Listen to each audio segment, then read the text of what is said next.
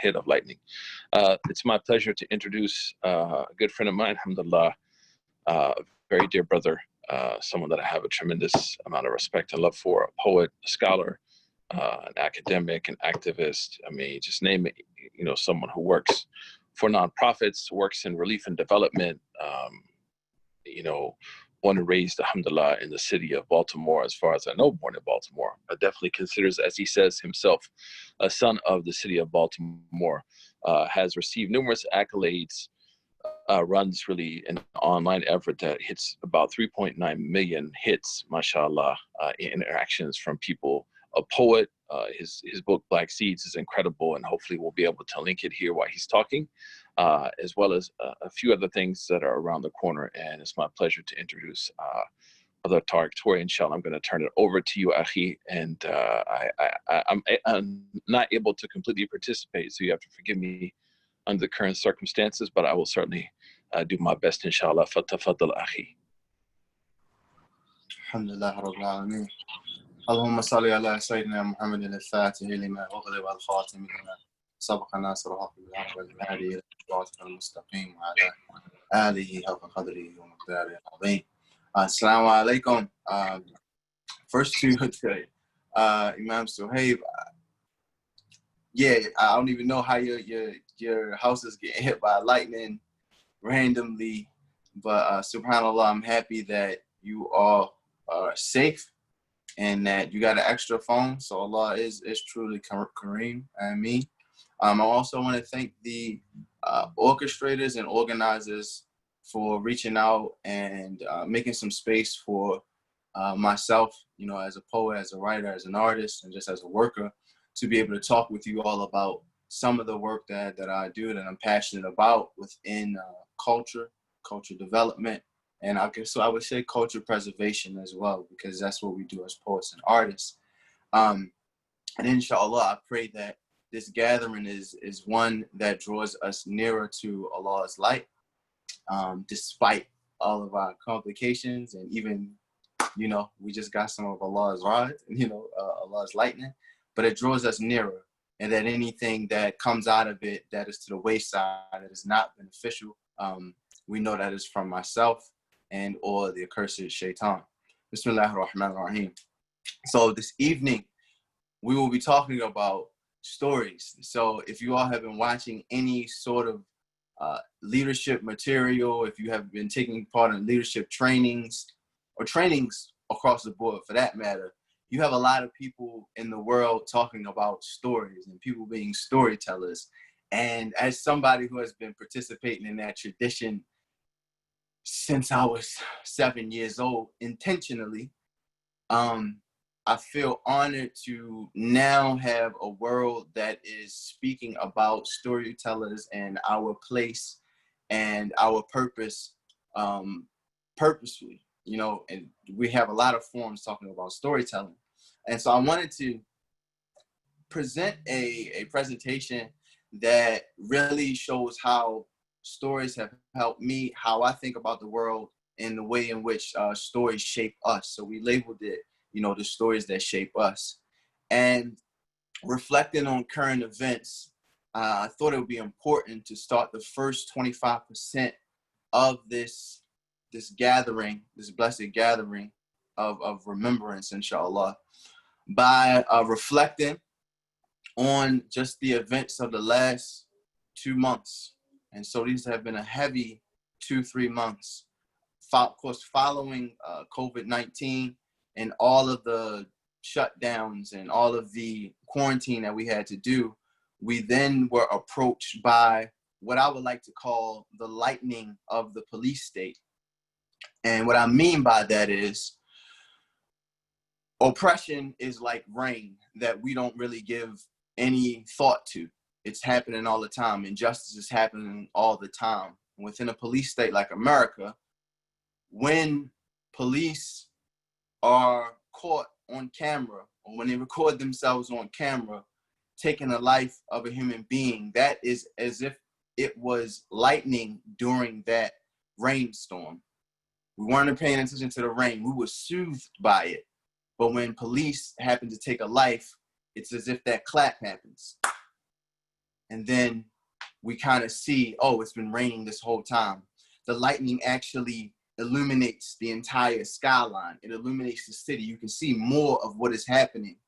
And so, alhamdulillah, I'm proud of the young folks who've taken to the streets, who've taken to their families to be able to address some of the racism and some of the ills of the heart that they see within themselves, within their families, within their own communities, and of course, the racism that the state has tried their best to perfect.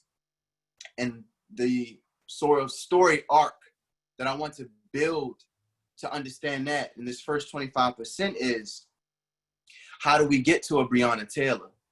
And how do we get to a George Floyd? How can a man look in the eye of people and look in the eye of a camera and just make the conscious decision to take a life slowly in 8 minutes and 46 seconds, like Dave Chappelle said on his recent special? And so that starts a long, long time ago. And that is informed by stories a long, long time ago. Far before a boat attempting to gain some economic prowess, to gain some bread here, some dollars, some faloosh, some chicken, a bag, in the import and export of kidnapped human beings. These people from Portugal, from Spain, from Britain, from these European countries, they had to go to their own officials, the entrepreneurs, we'll call them at that time. They had to go to their own officials, their own religious authorities, so they said, their own shuyukh, let's say that. And they had to bring these beings, these dignified beings that Allah has dignified, and they had to bring them to their courts. And so they kidnapped a few of my ancestors, and they brought them to these courts. And they let them know, listen, we have a business venture that if you just give our blessing, we can provide wealth beyond your imagination to your kingdom, to your country, to your countrymen, to your noblemen, to your honorables. And so their shuyukh, looking at these human beings, they had to rationalize, how could we allow these human beings to be sold in chattel slavery? And they made a decision, a conscious decision that's written down. Well, if you're going to do this, if you're going to participate in this trade in bodies, we can't assume that these beings have a soul. And they had to begin that with the story of Ham and the curse of Ham. And so they realized that, hey, we have to say these beings don't have a soul, no soul. Therefore, you all can go ahead and you have my blessing. You have my religious blessing, my authoritative blessing as a scholar, as a sheikh, to go ahead from my church to go ahead and traffic these human beings. And so it began. And so by the time they got to these shores, after what just, I won't go into the graphic parts of the Middle Passage because that wouldn't be beneficial to anybody who doesn't need to go ahead and do the research themselves. But the Middle Passage occurs and all the horrors of the Middle Passage occurs. And you have them finally dock on these shores, Jamestown, Virginia, 1619, I believe. And those first enslaved people, they dock on the shores, and the people who are there to receive them, the settlers,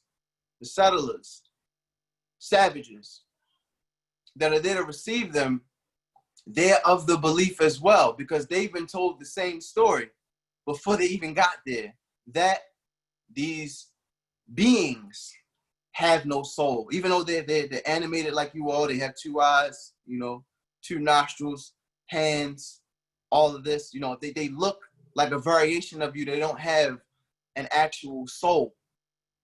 And so when they need these plantations, these concentration camps to be worked so that people can actually benefit from this entrepreneurial endeavor, and that some of these beings that have no soul are resisting they have to resort to the most harsh and most cruel and inhumane means to keep them alive, to reap from the tobacco, to reap from the cotton, and to reap from the sugar. And they're able to do that. Why? Because a long time ago, when they were seeking the sanction, it's thundering here too, mashallah, wow. I don't know if I just heard that thunder. But when they're seeking, you know, the sanction to go ahead and do what they need to do, they get it. And so by the time they're already here and they have to put them through the harshest labor in the plantation, they already have in their head from that story, well, they're not human, so we can go ahead and do what we need to do with them. And when they run away, we can treat them as horrible as possible. We can put them up in trees because they're not human. We can do what we need to do with them because we've already been told the story. And I've shared that story with my uncles and my brothers and my sisters here who all are ingesting that story. And so finally, when we reach a point of you know, a juncture of breaking in America, we're going through a small history lesson. This point of breaking, and most of y'all should already know, when we get to the point where America is trying to figure out, man, there's some people who've been here that are in the way. There's 200 million some odd beings as well that are in the way. These indigenous people that, you know, they might be a little problem because we got a business thing that we got to work out here. And so how did they then manifest their way through that and annex land and take land and extinguish whole villages? Well, they had to say, well, these people are savages. They can't have a soul. I hope we're paying attention to how this plays out. And so finally we go through all of that and we get to a point where now America is choosing, are we going to be this industrial nation that's going to move to machinery? Or are we going to be still cotton kings and queens, still Southern kings and queens based off of this human labor? And so they go to an entire war. We all know the Civil War occurred, bloodiest war here on American soil. And when we are let free, when we are emancipated, the very moment after, we hear this notion that these people are inherently evil, they're inherently idle, they're inherently up to no good. That we need convict leasing to come into play, which was put into law. That we need the Ku Klux Klan to come into play because African Americans are building through Reconstruction. And they're attempting to restore the dignity in their life. And this is a period where African Americans increased the literacy percentage by 400%. We're attempting to come out of these shackles, right? To chart and write a new story on not a blank page, but a very muddy page that we have to carve through the mud to be able to make a new realization from. And so that occurs. And we go through another half decade of tyranny by people who put on masks.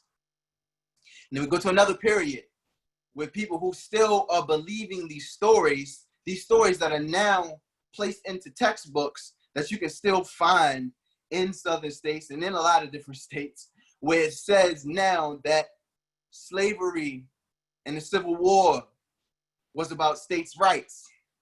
And this was about states' rights being encroached upon by Lincoln and his affiliates. And so the story is now so impressed upon a certain segment of the population that for them, putting their hood on and riding around and terrorizing Black folk and whoever else they can get their hand on, it's not so much as just like, hey, this is an activity that I want to do because I just feel sadistic. They're understanding that this story gives them right. It's their responsibility. They have to police and keep these people in line because they're not human. They have no souls. They're up to no good. And then we go through a point where we finally get civil rights. And those same stories are allowing people to go out, bomb churches, to turn fire hoses on people, and to subjugate them further under the banner of the law. And I'll fast forward But what I basically want to say is that these stories that we may think are insignificant, the little things that we may say about other people, they come from very intentional places, very intentional places. So when you see now that people are still struggling to get voting rights, it is not simply just coming from a place of, hey, these people are uneducated, they don't believe that they should have the right to have a say in this nation. It is coming from the essence that in the back of my mind, I've been told over and over and over again that these people have no souls. So it was just a commemoration of the MOVE bombing in Philadelphia, where they bombed the city block because Black people was trying to mind their business and feed their children and live a little bit outside of this matrix. And then we walk into the post-Obama years, where you see people like George Floyd extinguished on camera, slowly. I didn't watch it. I refused to watch it. But one can ask the question, man, well, how could that officer, his name is Derek Chauvin, I think it's his name. How can he get to that point?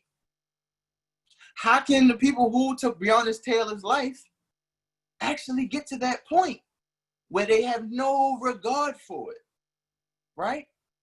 And remember that Allah says to us in the Quran that there's a spot in our heart that if we continue to sin, it grows black until it's nothing but blackness that we can see, and we are unable to distinguish between, what is good and what is bad, what is right and what is wrong. And I say that because a lot of times we are very surprised to see these things happen in our country, but we forget the stories that this place is built upon. That a long time ago, George Floyd died a long time ago. Breonna Taylor died a long, long time ago, because there was a belief that it was instilled and perpetuated and preserved. And what do I mean by preservation? I mean by the very culture producers here in the country. We've allowed them, and they forced themselves to preserve this culture. If we look at the birth of a nation, not the recent one, but the one that came out in the 1900s, you'll see that this wasn't just some cool movie that somebody wanted to make, but this was to incense and establish a foundation, a cultural foundation, something to point ideologies behind so that the Klan could thrive. And we shouldn't be so naive to think that these stories just stop there in the early 1900s. If we understand that when movies like American Sniper came out, which is a whole hour and 45 minutes story about somebody who is suffering now from the psychological trauma of taking lives overseas in the Muslim lands. If we understand that millions of dollars was put behind this story to be told and broadcasted on screens, and that during that time when American Sniper came out, you have people leaving the movie theaters incensed, excited about a movie, hour and 45 minutes about killing Muslims. So stories, they shape us. They shape us intentionally or unintentionally. And what I would like to discuss now is, what should our response be in story? And what is story supposed to do for us? And I'll preface this by saying they should help us focus. And so we have a story in our own tradition about this sort of focus that Muslims should have. Door shut, baby. We're home quarantining with the babies, right? So y'all excuse me. Alhamdulillah Rabbil Alameen. Before the Muslims were not even numbering more than 50 people, not even more than 50 people. Abu Bakr, radiallahu anhu, he comes to Prophet Muhammad sallallahu alaihi wasallam, and he says to him, listen, it's time for us to propagate this message out loud. it's time for us to really give the dawah to these idolaters, to these people who are living outside of what Allah intended. One of my teachers said the hikmul jahiliyyah, right? The rule of ignorance. He said that the other day. These people who are living under the rule of ignorance, we have something that's gold to them. We have something that's more precious than anything here on this earth. And so he says, Prophet Muhammad sallallahu alaihi wasallam, let's go. Let's go. Wait, I have no sisters in here, baby. So he says, let's go. Let's go propagate this message. And Prophet Muhammad sallallahu alaihi wasallam, this is Nabi Allah. And he says, we don't have a large number. Our numbers are very few. Rationally, Nabi Rasulullah sallallahu alaihi wasallam is saying, rationally, we don't have enough numbers. We're far outnumbered by the people that hate us to the bone here. And Abu Bakr radiallahu anhu says, no, we're going to do it anyway.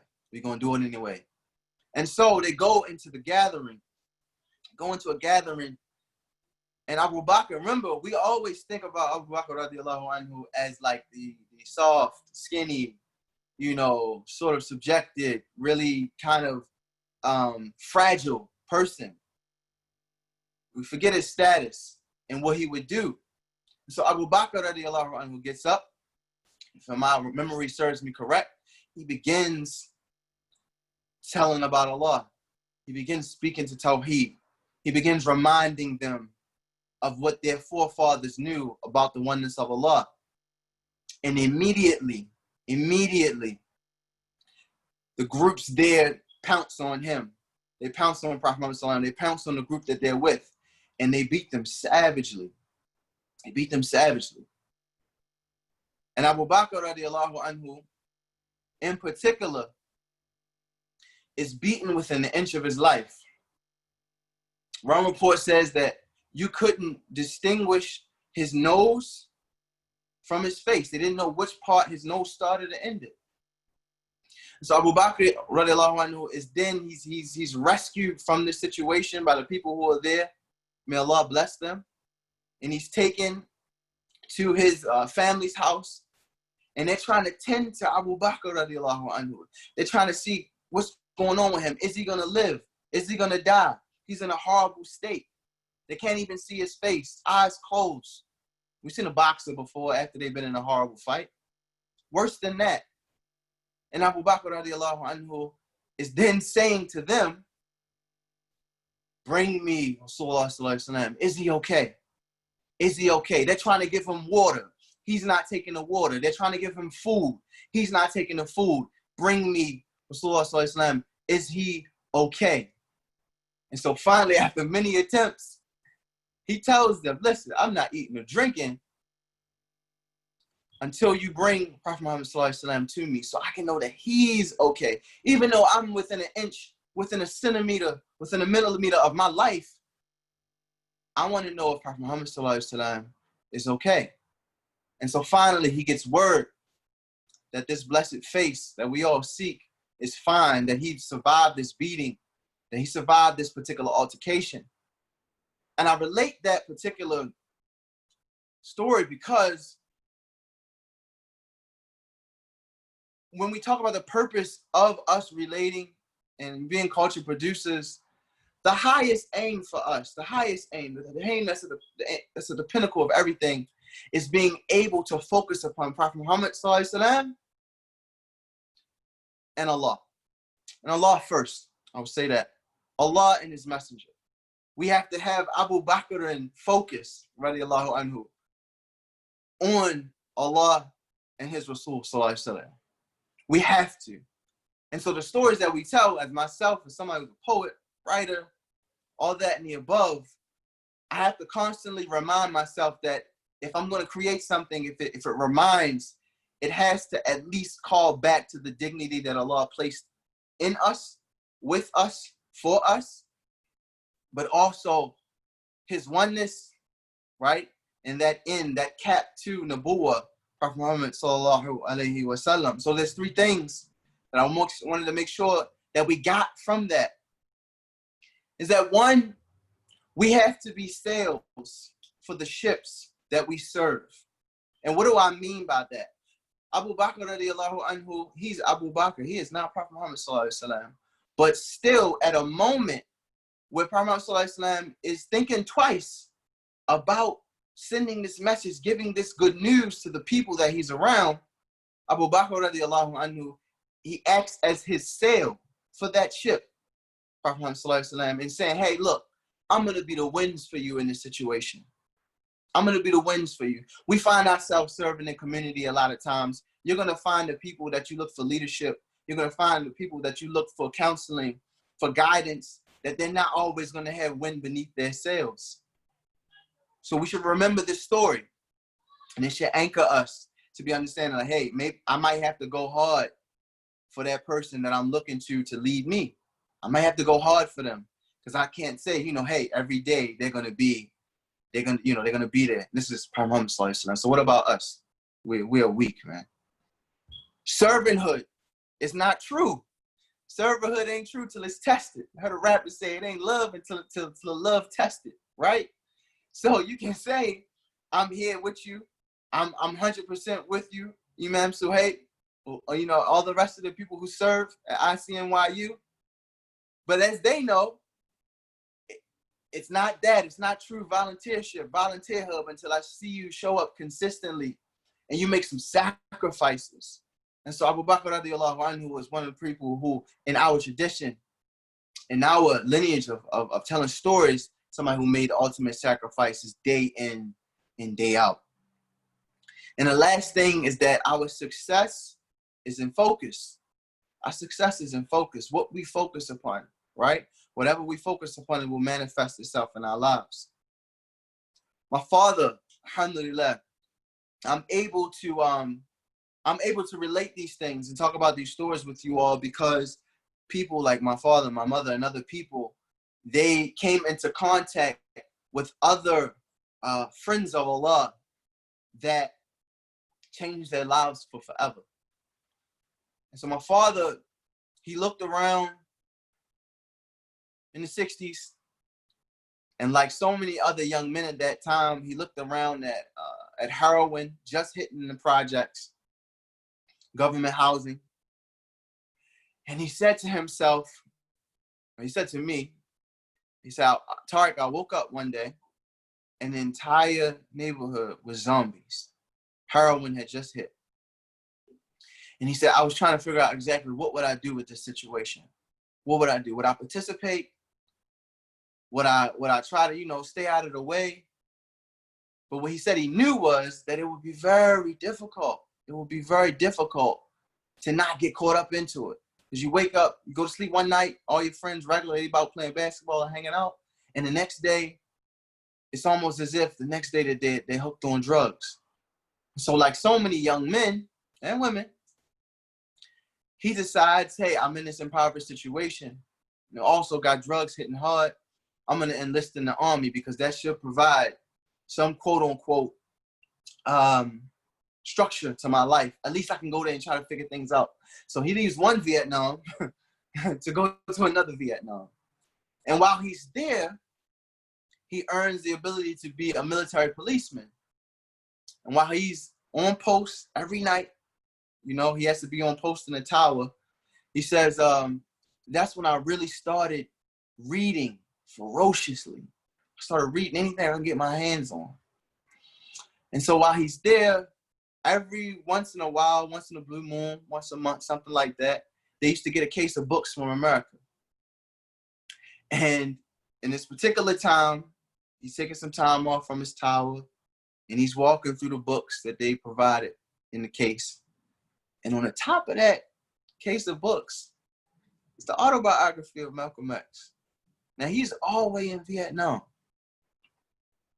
So he says, Tariq, I cuffed that book and I ran up that tower because I was curious, like, what is, Malcolm X? This is strange, right? I've never heard about this person. And he's there in the middle of Vietnam and he's reading through the autobiography of Malcolm X. And he says, when I got to the very end of that book, when he said he closed the back cover to it, he said, Tariq, I knew I was Muslim. He said he prayed what he thought was salah right then and there. And he said he when he got back to base, he was like, I'm going home. And so as soon as he could get an opportunity to get home, he got in the first thing smoking. They were stationed in Bayonne, New Jersey. And so from Bayonne, New Jersey, he then went to, y'all probably heard of it, Yasin Mas up in New York.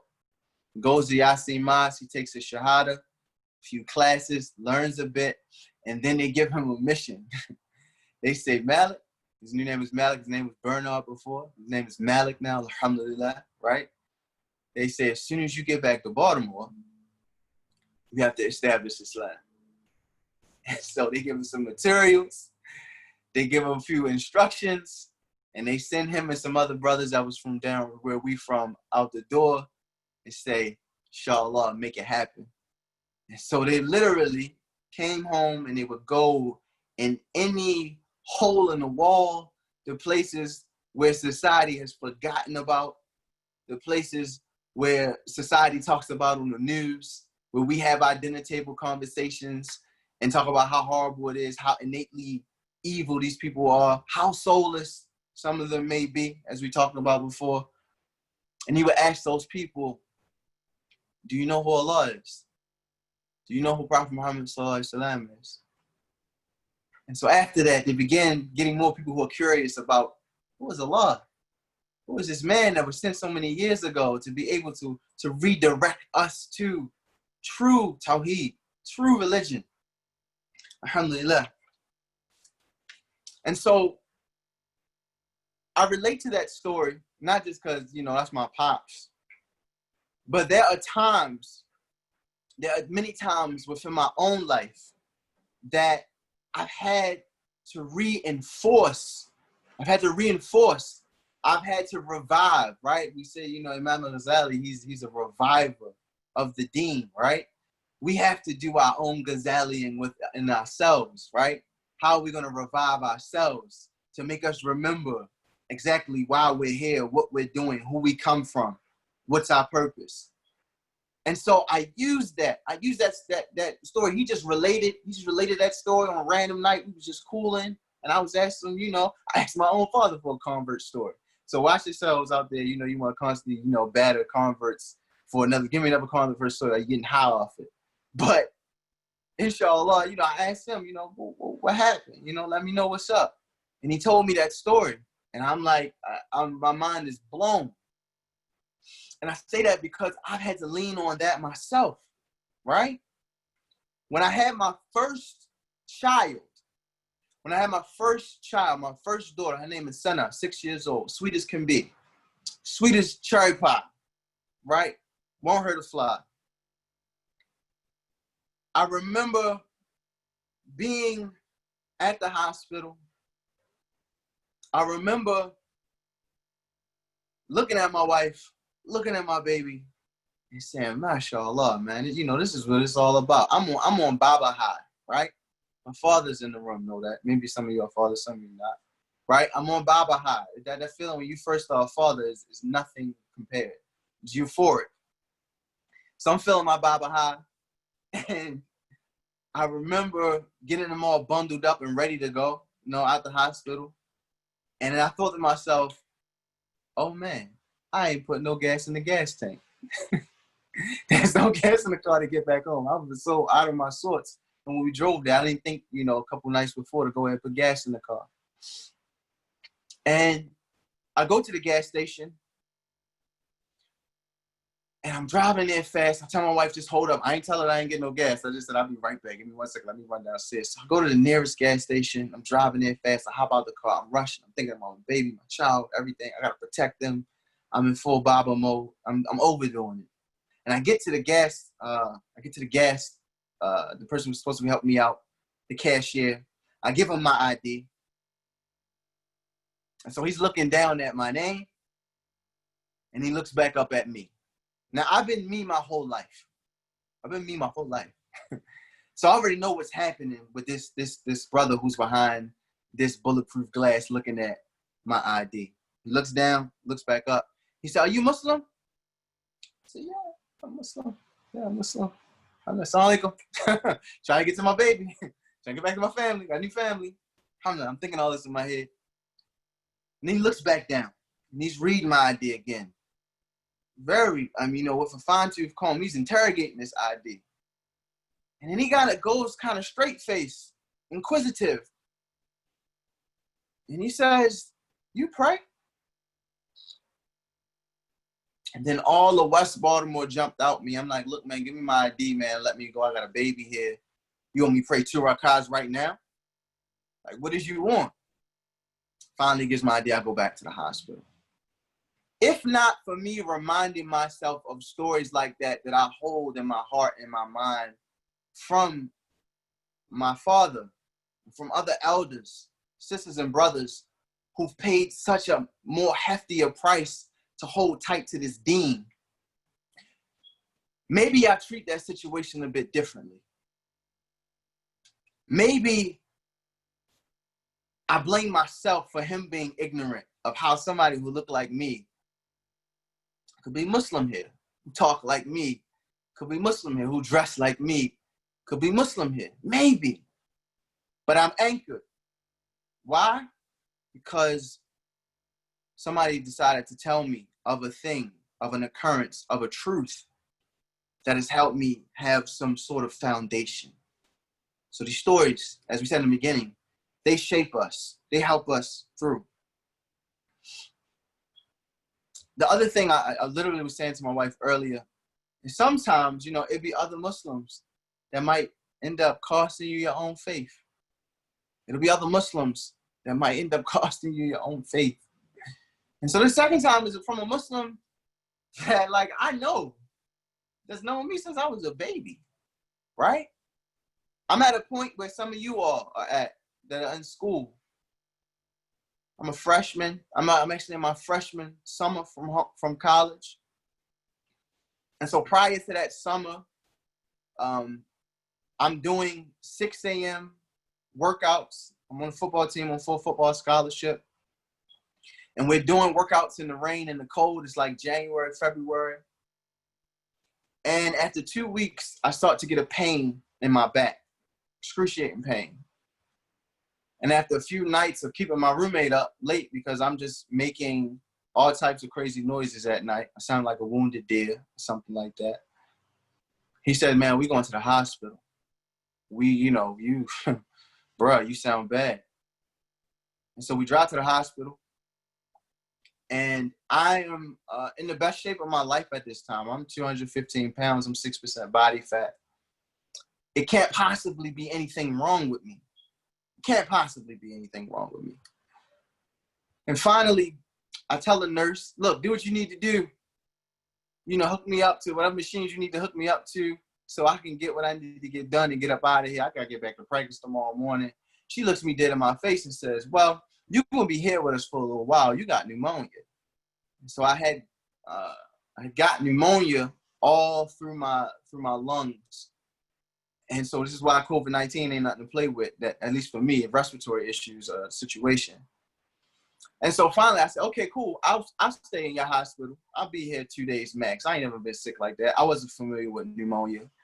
But in 3 days turned to 5 days, 5 days turned to 7 days, 10 days, 2 weeks, 2.5 weeks, 3 weeks. So around that third week, now I've lost 35 pounds, something like that. I'm skinny now. I was muscled up. And I'm starting to feel the weight of my own mortality. And the doctor who's been, overseeing my situation, she then comes in and she has a different demeanor. And she's, waiting until my parents left the room after visiting me. And she looks at me and she says, "Well, I want to be honest with you. The antibiotics are not working. They're not working.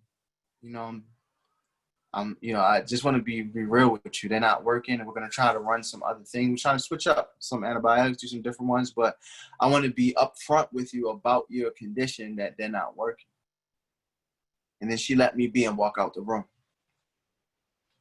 And I remember that particular night, certain things just started to hit me about life, about mortality, And I started to realize, right? And it might have been too late, probably was too late then. We should realize it way before, that my life was truly in Allah's hands. And that was one of the early times where where they say, do you do that snot bubble dua? When you raising your hands, you just asking Allah, like, whatever you're going to do with me, do for me, do about me, please make it something that draws me nearer to you, that protects me. Ya Allah, I'm hurting. Ya Allah, there's nothing, you are the one who pardons and supports and gives life, right? And gives death. Please make this outcome something that's healthy for me and my soul. I'm doing that as a freshman in college. We worried about a whole bunch of stuff. But I'm in the hospital. I'm supposed to be at practice, having a ball, being a jock. And that was like an affirmation of faith for me. And so I walked out of that hospital some weeks later, still horrible condition. I had an IV that I had to keep walking around with on my arm. And when people saw me, saw how skinny I was, they was like, Lord, man, what happened to you? Like, you smoking? Like, what's going on? But it was something that changed about my state, because I had tasted what it feel like to might go over to the other side. And I say that because that very summer, after having that experience in the beginning of spring, when it was still cold, spring semester, it was Ramadan.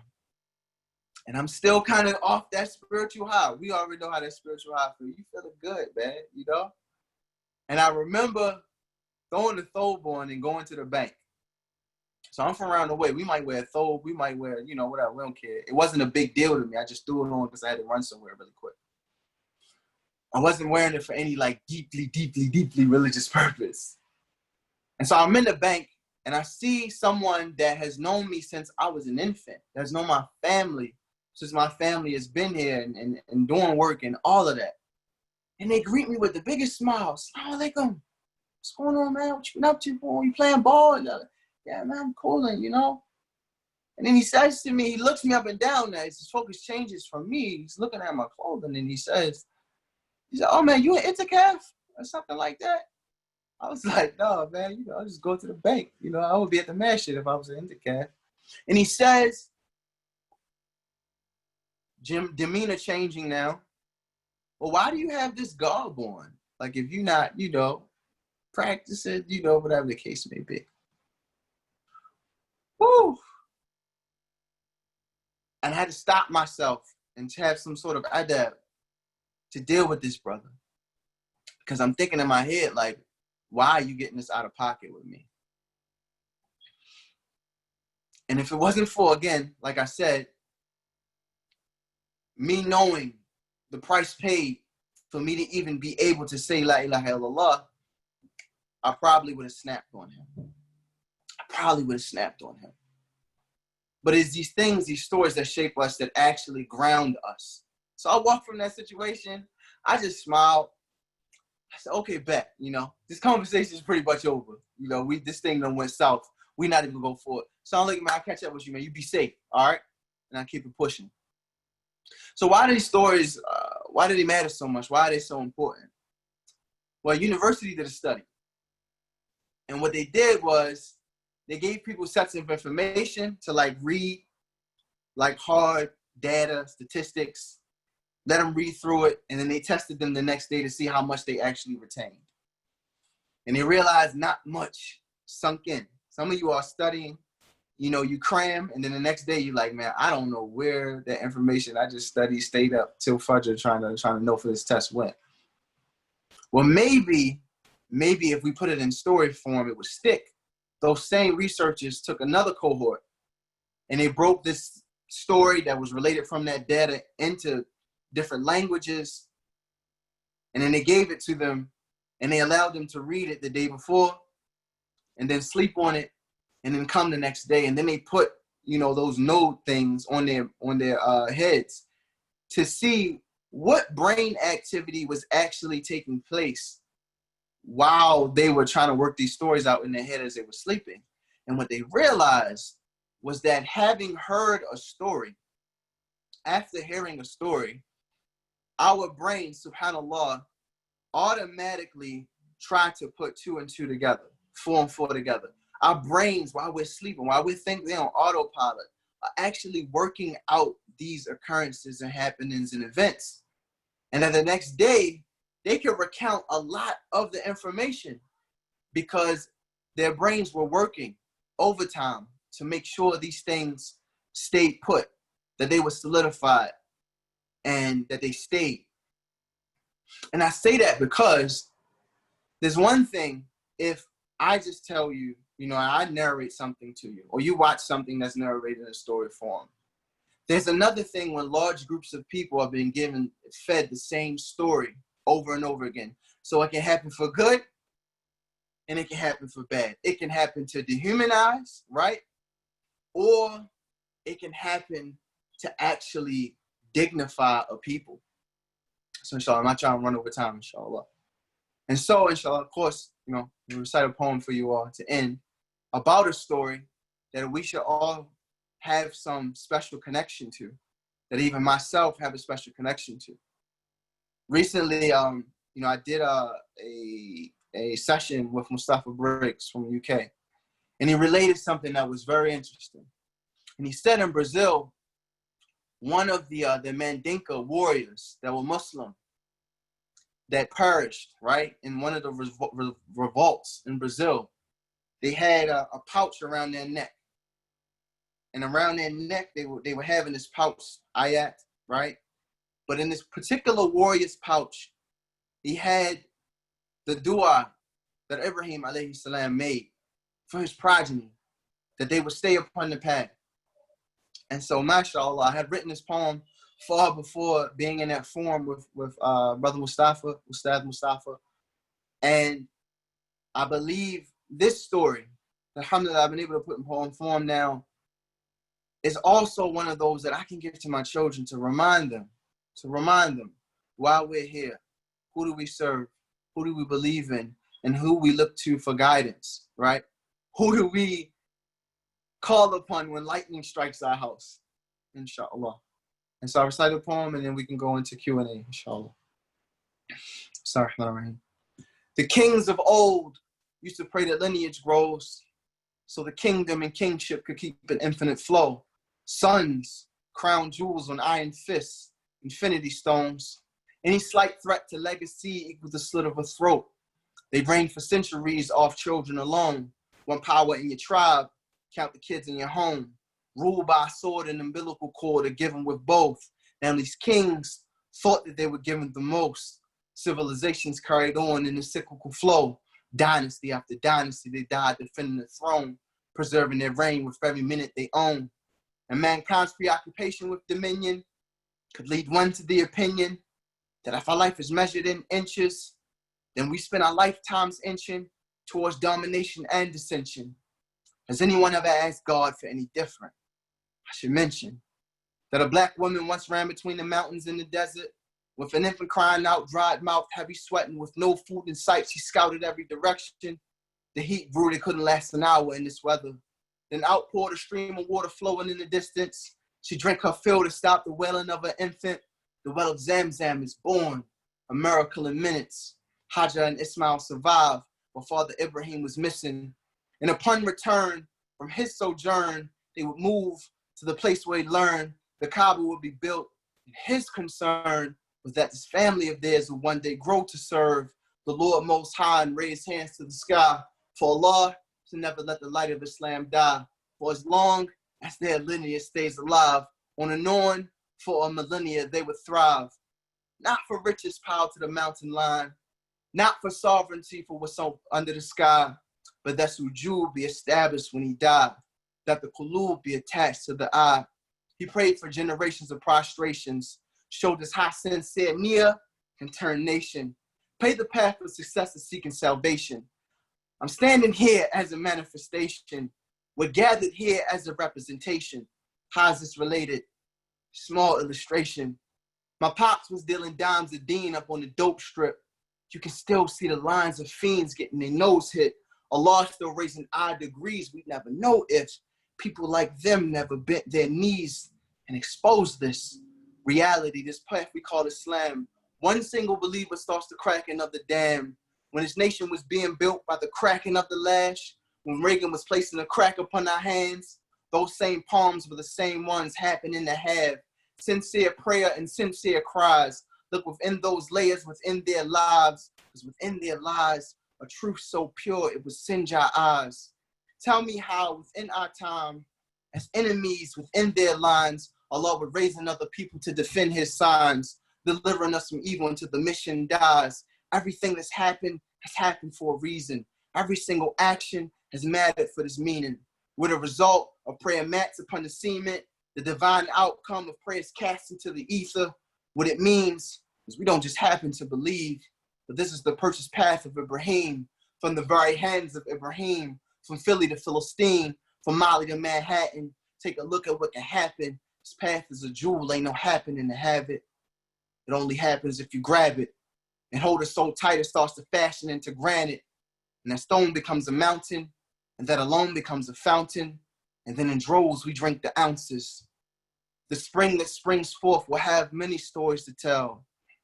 When they ask how the children were saved, how they preserved their faith, we'll have no choice but to point to the well. Alhamdulillah Rabbil Alameen. Thank you all so much for having me, inshallah. I think we're going to open it up for Q&A now. Jazakallah khair,